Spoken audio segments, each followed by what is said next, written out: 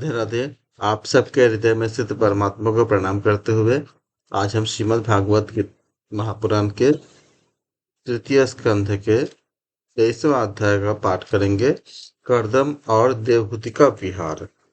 श्री मैत्रेय जी ने कहे, विदुर जी, माता पिता के चले जाने पर पति के अभिप्राय को समझ लेने में कुशल साध्वी देवहूति कर्दम जी की प्रतिदिन प्रेम पूर्वक सेवा करने लगी। ठीक उसी तरह जैसे श्री पार्वती जी भगवान शंकर की सेवा करती हैं। उसने काम वासना, दंभ, द्वेष, लोभ, पाप और मद का त्याग कर बड़ी सावधानी से और लगन के साथ सेवा में तत्पर रहकर विश्वास, पवित्रता, गौरव, संयम, शुश्रूषा, प्रेम और मधुर भाषण आदि गुणों से अपने परम तेजस्वी पतिदेव को संतुष्ट कर लिया। देवहूति समझते थे कि मेरे पतिदेव दैव से भी बढ़कर है, इसलिए वह उनसे बड़े बड़े आशाएं रखकर उनकी सेवा में लगी रहती थी। इस प्रकार बहुत दिनों तक अपना अनुवर्तन करने वाले उस मनुपुत्र को व्रताति का पालन करने से दुर्बल हुई देखकर देवर्षि श्रेष्ठ कर्दम को दयावश कुछ खेद हुआ और उन्होंने उससे प्रेम गदगद वाणी में कहे। कर्दम जी कहे, मनुनंदिनी, तुम मेरा बड़ा आदर किया है। मैं तुम्हारी सेवा और परम भक्ति से बहुत संतुष्ट हूँ। सभी देहधारियों को अपनी शरीर बहुत प्रिय और आदर की वस्तु होता है, किंतु तुमने मेरे सेवा के आगे उनके उसके छीन होने की भी कोई परवाह नहीं की।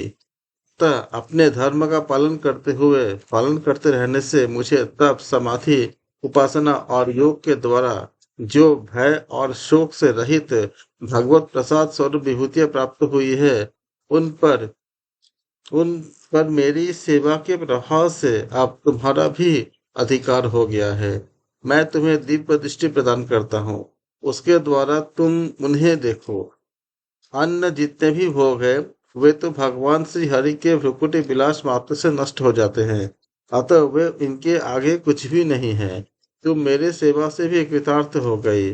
अपने पातिव्रत धर्म का पालन करने से तुम्हें ये दिव्य भोग प्राप्त हो गए हैं। तुम इन्हें भोग सकती हो। हम राजा है, हमें सब कुछ सुलभ है। जो इस प्रकार जो अभिमान आदि विकार है, उनके रहते हुए मनुष्य को इन दिव्य भोगों की प्राप्ति होना कठिन होता है। कर्दम जी के इस प्रकार कहने से उनके पतिदेव को संपूर्ण योग माया और विद्याओं में कुशल जानकर उस अबला की सारी चिंता जाती रही। उनका मुख किसचिंत संकोच भरी चेतवन और मधुर मुस्कान से खिल उठा और वह स्वयं विनय एवं प्रेम से गदगद वाणी से इस प्रकार कहने लगे। देवहूति ने कहे, द्विजश्रेष्ठ स्वामिन, मैं यह जानती हूँ कि कभी निष्फल न होने वाली योग शक्ति और त्रिगुणात्मिक माया पर अधिकार रखने वाले आपको ये सब ऐश्वर्य प्राप्त है, किंतु प्रभु, आपने विवाह के समय जो प्रतिज्ञा किए थे कि गर्भाधान होने तक मैं तुम्हारे साथ गृहस्थ सुख का उपभोग करूंगा, उसकी अब पूर्ति होनी चाहिए, क्योंकि श्रेष्ठ पति के द्वारा संतान प्राप्त होना पतिव्रता स्त्री के लिए महान लाभ है। हम दोनों का समागम के लिए शास्त्र के अनुसार जो कर्तव्य है उसका आप उपदेश कीजिए और उपटन, गंध, भोजन आदि उपयोगी सामग्रियां भी जुटा दीजिए, जिससे मिलन की इच्छा में अत्यंत दीन दुर्बल हुआ मेरा यह शरीर आपके अंग संग के योग्य हो जाए, क्योंकि आपकी ही बढ़ाई हुई काम वेदना से मैं पीड़ित हो रही हूँ। स्वामिन, इस कार्य के लिए एक उपयुक्त भवन तैयार हो जाए, इसका भी विचार कीजिए। मैत्रेय जी कहते हैं, विदुर जी, कर्दम मुनि ने अपनी प्रिया की इच्छा पूर्ण के लिए उसी समय योग में स्थित होकर एक विमान रचा, जो इच्छा अनुसार सर्वत्र जा सकता था। यह विमान सब प्रकार के इच्छित भोग सुख प्रदान करने वाला, अत्यंत सुंदर, सब प्रकार के रत्नों से युक्त, सब संपत्तियों की उत्तरोत्तर वृद्धि से संपन्न तथा मणिमय खंभों से सुशोभित था। वह सभी ऋतुओं में सुखदायक था और उसमें जहां तहां सब प्रकार की दिव्य सामग्रियां रखी हुई थी तथा उसे चित्र विचित्र रेशमी झंडियों और पताकों से खूब सजाया गया था, जिन पर भ्रमरगण मधुर गुंजार कर रहे थे। ऐसे रंग बिरंगे पुष्पों की मालाओं से तथा अनेक प्रकार की सूती और रेशमी वस्त्रों से वह अत्यंत शोभायमान हो रहा था। एक के ऊपर एक बनाए हुए कमरों में अलग अलग रखी हुई शाइयाँ, पलंग, पंखे और आसनों के कारण वह बड़ा ही सुंदर जान पड़ता था। जहां तहां दीवारों में रखी हुई शिल्प रचना से उसकी अपूर्व शोभा हो रही थी। उसमें पन्ने का फर्श था और बैठने के लिए मूंगे की वेदियां बनाई गई थी। मूंगे की ही देहलियां थी। उसके द्वारों में हीरे के किवाड़ थे तथा इंद्रनील मणि के शिखरों पर सोने के कलश रखे हुए थे। उसके हीरे की दीवारों में बढ़िया लाल जरे हुए थे, बढ़िया लाल जरे हुए थे, जो ऐसे जान पड़ते थे कि मानो विमान की आंखें हो, तथा उसे रंग बिरंगे और बहुमूल्य बहुमूल्य सुनहरी बंधनवारों से सजाया गया था। उस विमान से उस विमान में जहां तहां कृत्रिम हंस और कबूतर आदि पक्षी बनाए गए थे, जो बिल्कुल सजीव के लगते थे, जैसे कि सजीव है ऐसे लगते थे। उन्हें अपना सजातीय समझकर बहुत से हंस और कबूतर उनके पास बैठकर अपनी बोली बोलते थे। उसमें सुविधा अनुसार क्रीड़ा स्थली, शयन गृह, बैठक आंगन और चौक आदि सब बनाए गए थे, जिनके कारण वह विमान स्वयं करदम जी को भी विस्मित सा कर रहा था। ऐसे सुंदर घर को भी जब देवहूति ने बहुत प्रसन्न चित्त से नहीं देखा, तब सबके आंतरिक भाव को परख लेने वाले करदम जी स्वयं ही कहा, भेरू, तुम इस बिंदु सरोवर में स्नान करके विमान पे चढ़ जाओ। यह विष्णु भगवान का रचा हुआ तीर्थ मनुष्य को सभी कामनाओं की प्राप्ति कराने वाली है, सभी कामनाओं की प्राप्ति कराने वाली है।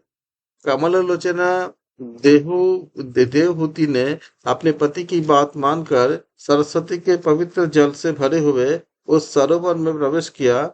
उस समय वह बड़ी मैली कुचेली साड़ी पहने हुए थी, जिसके उसके सिर पर बाल चिपक जाने से उसमें लटे पड़ गई थी।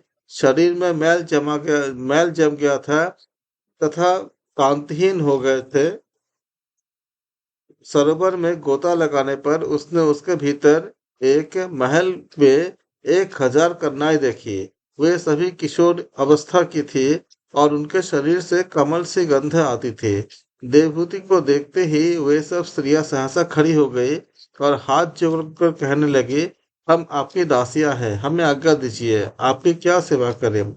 विदुर जी, तब स्वामिनी को सम्मान देने वाले उन रमणियों ने बहुमूल्य मसालों और गंध आदि से मिश्रित जल के द्वारा मनस्विनी देवहूति को स्नान कराया तथा उसे 2 नवीन और निर्मल वस्त्र पहनने को दिए। फिर उन्होंने ये बहुत मूल्य के बड़े सुंदर और कांतिमान आभूषण, सर्वगुण संपन्न भोजन और पीने के लिए अमृत का समान स्वादिष्ट आसव प्रस्तुत किए। अब देवहूति ने दर्पण में अपना प्रतिबिंब देखा तो उसे मालूम हुआ कि वह भांति भांति के सुगंधित फूलों के हारों से विभूषित है, स्वच्छ वस्त्र धारण किए हुए है। उसका शरीर भी निर्मल और कांतिमान हो गया है तथा उन कन्याओं ने बड़े आदर पूर्वक उसका मांगलिक श्रृंगार किया। उसे सिर से स्नान कराया उसे उसे उसे उसे सिर से स्नान कराया गया है। स्नान के पश्चात अंग अंग में सब प्रकार के आभूषण सजाए गए हैं तथा उसके गले में हार हुमेल, हाथों में कंगन और पैरों में छमछमाते हुए सोने के पायजेब सुशोभित है। कमर में पड़ी हुई सोने की रत्न जटित करधनी से बहुमूल्य मणियों के हार से और अंग अंग में लगे हुए कुमकुमादि मंगल द्रव्य से उसकी अपूर्व शोभा हो रही है। और उसका मुख सुंदर दंता वाली मनोहर भाव है। कमल की कली से स्पर्धा करने वाली प्रेम कटाक्ष में सुंदर नेत्र और नीली अलकावली से बड़ा ही सुंदर जान पड़ता है। विदुर जी, जब देवहूति ने अपने प्रिय पतिदेव का स्मरण किया तो अपने को सहेलियों के सहित वह वही पाया जहाँ प्रजापति कर्दम जी विराजमान थे।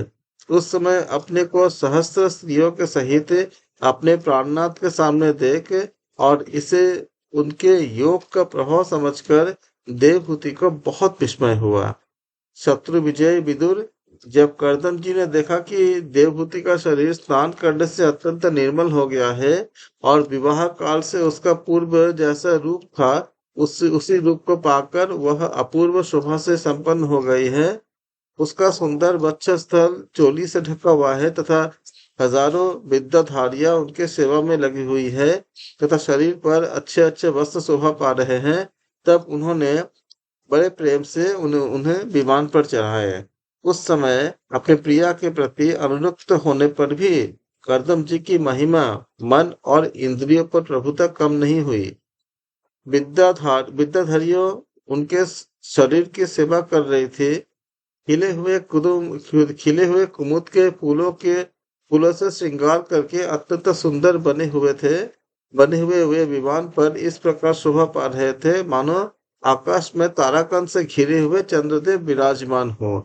उस विमान पर निवास कर उन्होंने दीर्घ काल तक कुबेर जी के समान मेरु पर्वत की घाटियों में विहार किए। ये घाटियां आठों लोकपालों के विहार भूमि है। इनमें कामदेव को बढ़ाने वाली शीतल मंद सुगंध वायु चलकर इनकी को इनकी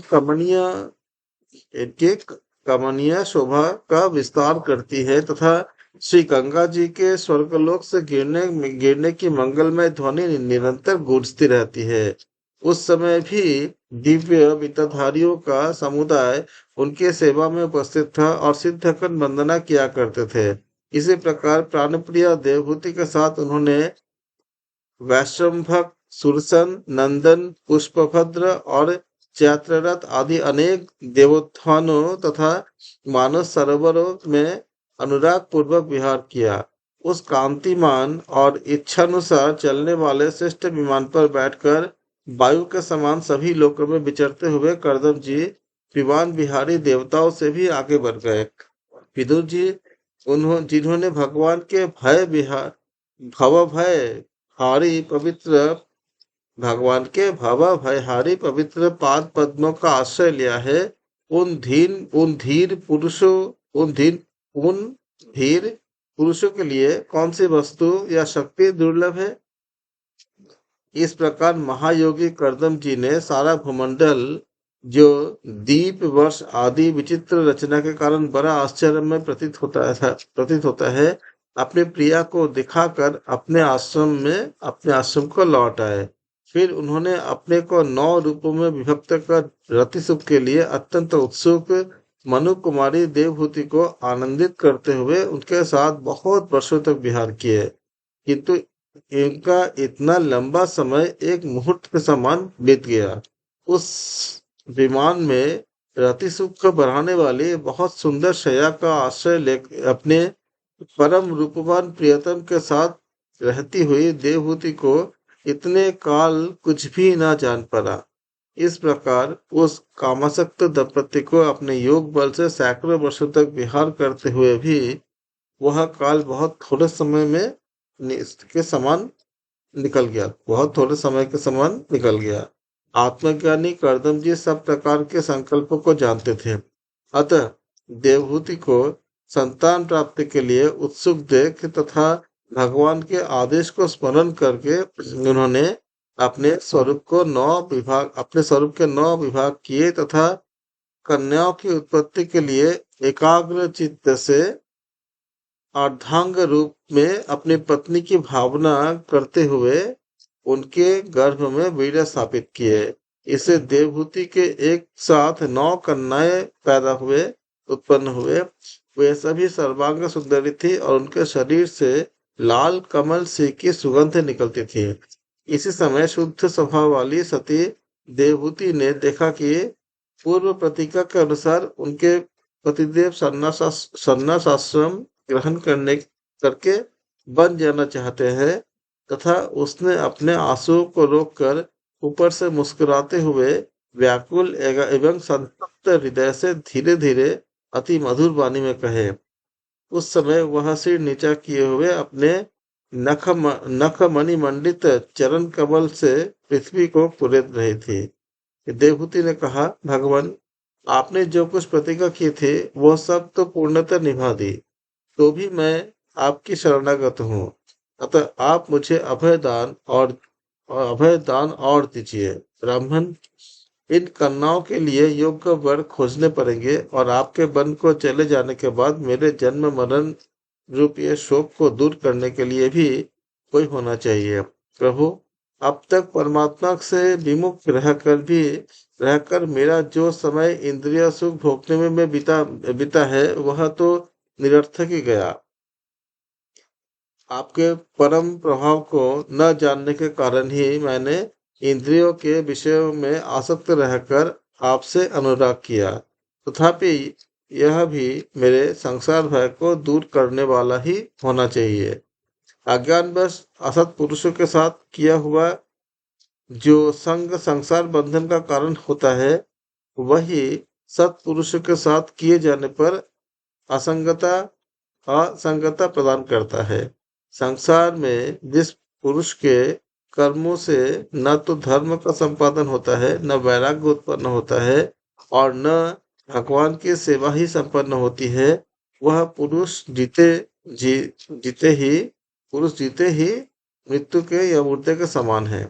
अवश्य ही मैं भगवान की माया से बहुत ठगी गई, जो आप जैसे मुक्तिदाता प्रति को पाकर भी मैंने संसार बंधनों से छूटने की इच्छा नहीं की।